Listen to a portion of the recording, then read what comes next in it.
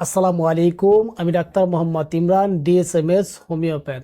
আজকের আমরা একটি গুরুত্বপূর্ণ টপিকস নিয়ে আপনাদের মাঝে আলোচনা করতে চাই। শিশুদের যে সকল রোগ হয়, এই সকল রোগ সম্পর্কে আমাদের সম্যক ধারণা থাকা অতীব প্রয়োজন। শিশু হচ্ছে ভবিষ্যতের কর্ণধার। অতএব শিশুদের রক্ষার্থে, তাদের মুখে হাসি ফোটাবার জন্য শিশুদের কি কি রোগ হতে পারে এইগুলো সম্পর্কে আপনার সাধারণ ধারণা থাকা অতীব জরুরি। এতে করে শিশু আক্রান্ত হওয়ার পূর্বে আপনি প্রতিষেধকের ব্যবস্থা করতে পারবেন।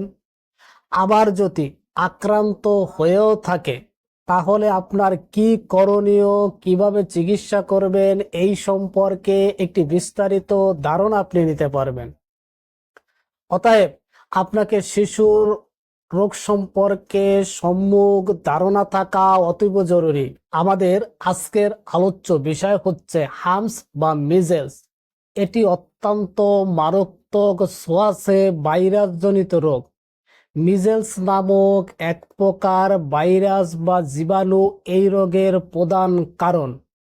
অপুষ্টিতে আক্রান্ত জনগোষ্ঠীর মধ্যে অল্প বয়স্ক যে সকল শিশু মারা যায়, তার মধ্যে শতকরা 5 ভাগ মারা যায় এই হাম রোগের কারণে। এই রোগের কারণে শিশুদের উদরময় নিউমোনিয়া, কর্ণের প্রদাহ এবং অপুষ্টিজনিত নানা রকম জটিলতা দেখা দিতে পারে।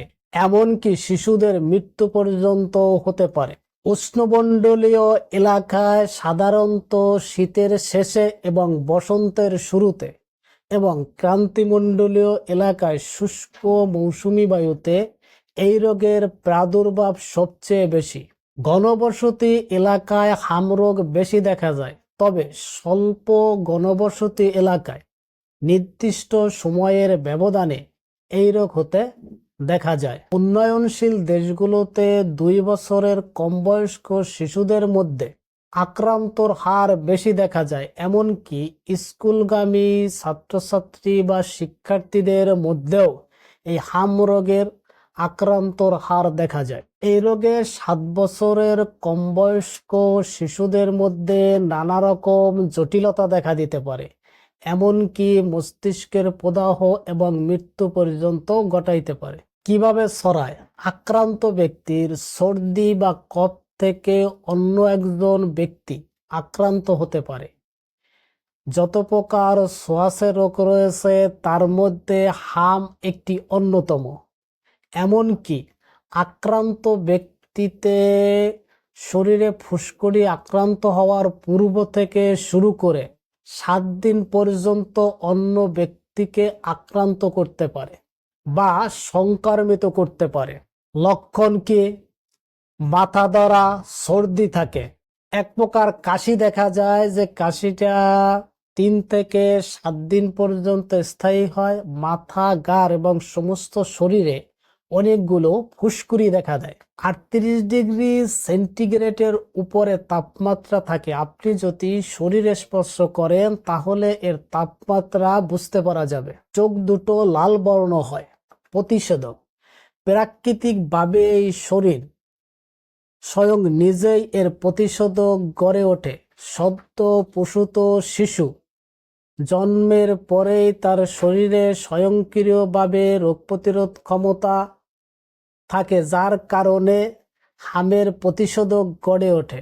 এটি 6 থেকে 8 মাস পর্যন্ত স্থায়ী হয়। হামের প্রতিষেধক ব্যবস্থা: ইনজেকশনের মাধ্যমে হামের টিকা প্রদান করা হয়। পোলিও ও ডিপিটি টিকার সাথে এই টিকাও প্রদান করা যায়। টিকার সময়কাল: টিকার সময়কাল সম্পর্কে আপনাকে ধারণা দিতে হলে 2টি বিষয় আপনাকে স্মরণ রাখতে হবে। নাম্বার 1, আক্রান্ত ব্যক্তির বয়স এবং মারা যাওয়ার শ্রেণীবিভাগ। নাম্বার 2, আক্রান্ত ব্যক্তির রোগ প্রতিরোধ ক্ষমতার প্রভাব। যেহেতু উন্নয়নশীল দেশগুলোতে হাম রোগে বেশি আক্রান্ত হয়, তাই তারা 9 মাস বয়স্ক শিশুদেরকে এই টিকা প্রদান করা হয়।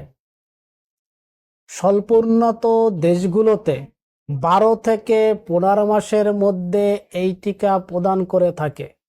উপযুক্ত বয়সে হাম রোগে টিকা প্রদান করলে শতকরা 90 থেকে 95% এর প্রতিষেধক করা সম্ভব, যা দীর্ঘদিন স্থায়ী হয় এবং প্রতিরোধ করা সম্ভব।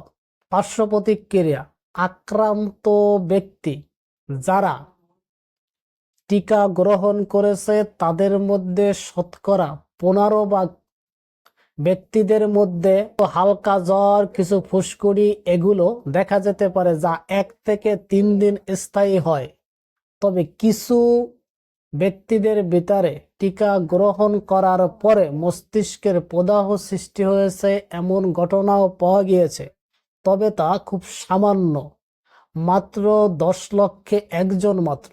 চিকিৎসা: এলোপ্যাথিতে ভাইরাসের উল্লেখযোগ্য তেমন কোনো চিকিৎসা নাই। তারা সিমটমেটিক কিছু চিকিৎসা করে থাকেন, যেমন জ্বর, মাথা ব্যথার জন্য প্যারাসিটামল, মুখে খাবারের অসুবিধা থাকলে ডাইক্লোফেনাক সোডিয়াম জাতীয় ঔষধ, সর্দি থাকলে প্রোমিথাইজিন, হাইড্রোক্লোরাইড জাতীয় ঔষধ, কাশি থাকলে সিরাপ, দুর্বলতা বা ক্লান্ত থাকলে মাল্টিভিটামিন বা ভিটামিন সিরাপ ইত্যাদির ব্যবস্থা করে থাকেন। হোমিওপ্যাথিক চিকিৎসা: হোমিওপ্যাথিতে ভাইরাসের উল্লেখযোগ্য চিকিৎসা রয়েছে, তবে সেটা জগা খিচুড়ি বানাইলে হবে না এবং নিজের ইচ্ছামতো প্রয়োগ করলে রোগ আরো জটিল হয়ে যাবে। লক্ষণ সমষ্টিতে যে কোনো ঔষধ চলে আসতে পারে। রাস্টক্স, ব্রাইনিয়া, ফসফরাস এন্টিমটার সহ যে কোনো ঔষধেই লক্ষণ সমষ্টিতে চলে আসতে পারে। সো বন্ধুরা, আমরা আজকের হার্বস সম্পর্কে ডিটেলস জানলাম। অতএব আপনার শিশুর হাম হলে আপনি বুঝতে পারবেন, সেই সম্পর্কে আমি একটি সম্যক ধারণা দেওয়ার চেষ্টা করলাম। ভালো থাকুন, সুস্থ থাকুন। আসসালামু আলাইকুম রহমতুল্লাহ।